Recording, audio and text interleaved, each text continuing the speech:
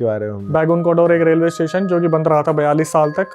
उसका एक रीज़न था कि वहाँ पर किसी औरत ने अपने आप को ख़त्म कर लिया था, ट्रेन के नीचे आ गई थी। तो कहते हैं कि 42 साल तक वो इसलिए बंद रहा था क्योंकि जो ट्रेन के जो ड्राइवर्स होते थे, जो चलाने वाले, उनको दिखती थी वो सेम स्पीड पे भगती हुई, वो एंटिटी दिखती थी। तो अभी ये इंसिडेंट आया और मेरी नज़र में आया नहीं था, मुझे हाईलाइट करवाया गया क्योंकि वो सब्सक्राइबर जो थी वो बार बार बोल रही थी कि अक्षय हमारे साथ ये चीज़ हुई है और बहुत अलग है, तो इसे आप बताना। और ये मैंने अभी तक कहीं भी डिस्क्लोज़ नहीं किया, ठीक है। इसके बाद जो चीज़ें आने वाली है वो कहीं भी डिस्क्लोज़ नहीं है। तो ये बैगुन कोडोर में पूरा हादसा हुआ 2024 में। ये 3 डॉक्टर्स, 2 लड़कियां और 1 लड़का, ये स्पेशलाइज्ड डॉक्टर्स हैं जिन्हें इनके जो हॉस्पिटल के लोग थे वो भेजते थे ऐसी लोकेशंस पे जहाँ पर हॉस्पिटल्स में फैसिलिटीज़ अच्छी नहीं होती थी। कुछ हर चीज़ के स्पेशल डिपार्टमेंट्स होते हैं, तो इनके लिए भी स्पेशल डिपार्टमेंट बनाया गया था कि आप इसी लोकेशन पे विजिट करोगे जहाँ पे फैसिलिटीज़ अच्छी नहीं है और वहाँ का सर्वे लेके आओगे कि यहाँ की फैसिलिटीज़ कैसी चल रही है। ठीक है। अब ये भी ध्यान से सुनने वाली चीज़ है, इनमें जो लड़का था ना उसका नाम था राजीव रख देते हैं। जो राजीव था उसका 20 साल का जब वो था ना तो एक एक्सीडेंट हुआ था, बहुत तगड़ा एक्सीडेंट हुआ था जिसकी वजह से उसकी याददाश्त चली गई थी। अच्छा, ठीक है। अब जब मेरे पास ये इंसिडेंट आया तो 24-25 साल का वो है, उसकी याददाश्त चली गई थी। याददाश्त जाने के बाद इसने दोबारा मेडिकल को ज्वाइन किया था, ये मेडिकल उसमें ही थे। तो लड़की जो है उसका नाम छोड़ो, लड़की का नाम देने की ज़रूरत नहीं है, 2 ही लड़कियां थी। उनमें जो मेन बताने वाली है उसने मेरे को बताया कि अक्षय हम बहुत अच्छे दोस्त हैं, बहुत अच्छे, मतलब डॉक्टर्स का ऐसा होता है कि हम इन चीज़ों पर बिलीव ही नहीं करते, डॉक्टर्स तो लॉजिक ढूंढते हैं हर चीज़ में।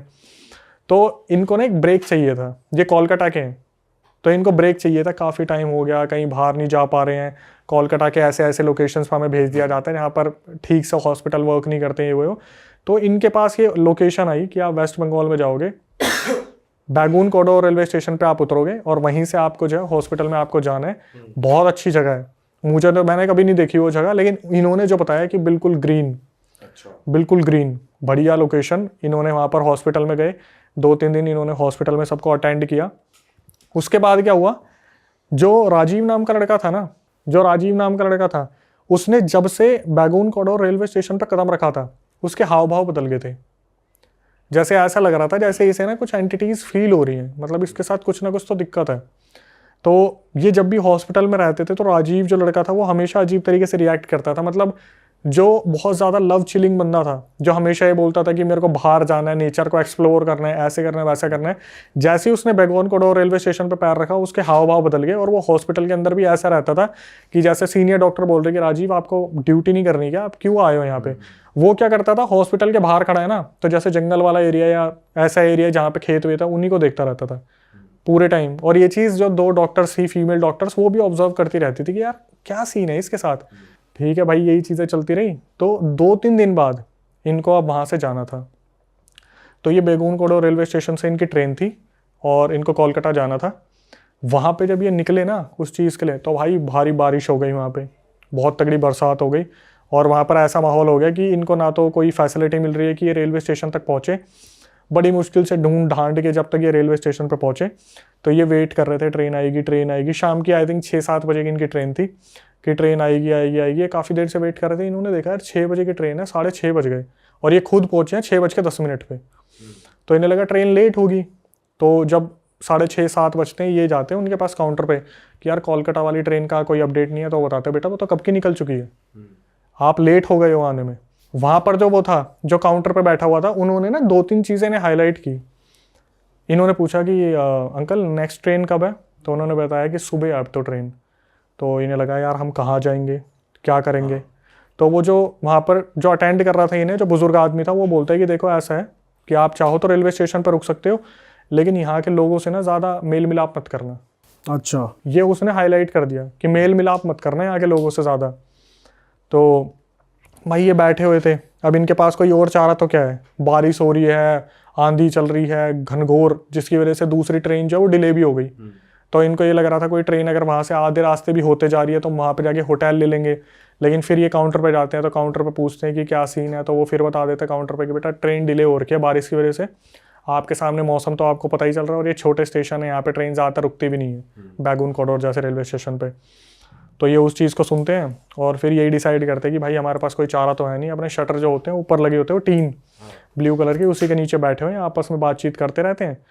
तो ये जैसे 8:30-9 बजे तो ना ये यही बात कर रहे थे, यार यहाँ तो ना खाने की सुविधा है, ना दूर दूर तक कुछ दिख रहा है। वो रेलवे स्टेशन ऐसा है जैसा उन्होंने बताया कि अक्षय आप निकलोगे बाहर तो भाई खेत ही खेत शुरू है, सीधा गाँव में जाने के लिए एक रास्ता और खेत ही खेत है, कोई फैसिलिटी नहीं है वहाँ पे, पुराने ज़माने की पूरी चीज़ें बनी हुई है। तो अचानक से ये थोड़ा सा मुंह मोड़ते हैं ना, तो ये देखते हैं एक बुजुर्ग आदमी वहाँ पे खड़ा है।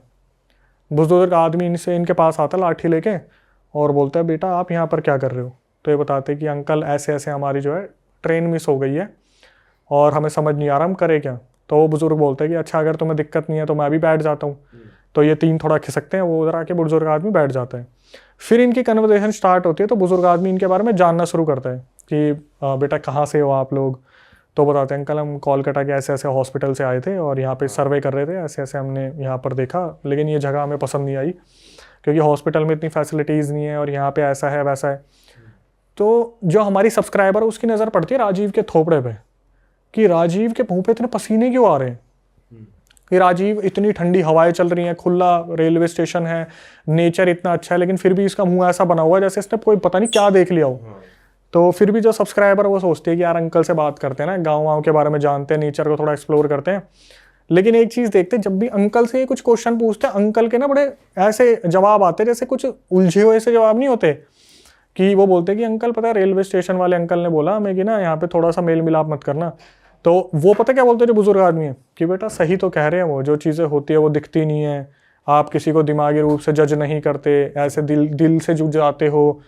तो ये सोचते हैं ठीक है अंकल पुराने ज़माने के, तो बातें भी वो उलझी हुई कर रहे हैं। फिर ये जो अंकल है भाई ये बोलना शुरू करते हैं कि और बताओ तुम कैसे हो, काफ़ी परेशान हो और मेरे को लग रहा है तुम लोग बहुत भटके हुए हो, ऐसा लगता है जैसे किसी के साथ कोई हादसा भी हुआ है। तो एकदम से उसके राजीव की तरफ देखते हैं। राजीव एकदम से राजीव के दिमाग में ये चीज़ आई कि इनको कैसे पता कुछ हादसा हुआ है 2020 में जो एक्सीडेंट वगैरह हुआ था। तो जो सब्सक्राइबर वो उन बुजुर्ग आदमी से पूछती है कि अंकल आपको कैसे पता इसके साथ हादसा हुआ था? तो बोलता है बेटा हमारा तो यही काम है, डेली जो यहाँ लोग जिनकी ट्रेन छूट जाती है उनका मनोरंजन कर देते हैं, आके बैठ जाते हैं, हम तो बातचीत कर लेते हैं, हमारा तो ऐसे ही चलता है गाँव में, हम क्या ही करेंगे। फिर बात सी घुमा दी, मतलब पूरी बात घुमा दी, अल्टीमेट था अंकल।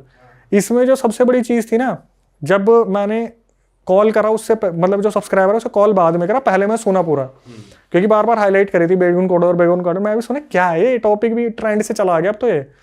तो मैंने सुना कि वो बार बार ये कह रही थी अक्षय वो जो बुजुर्ग आदमी थे ना उनकी जो एक सबसे खासियत थी कि आप उनकी बातों में सम्मोहित हो जाओगे।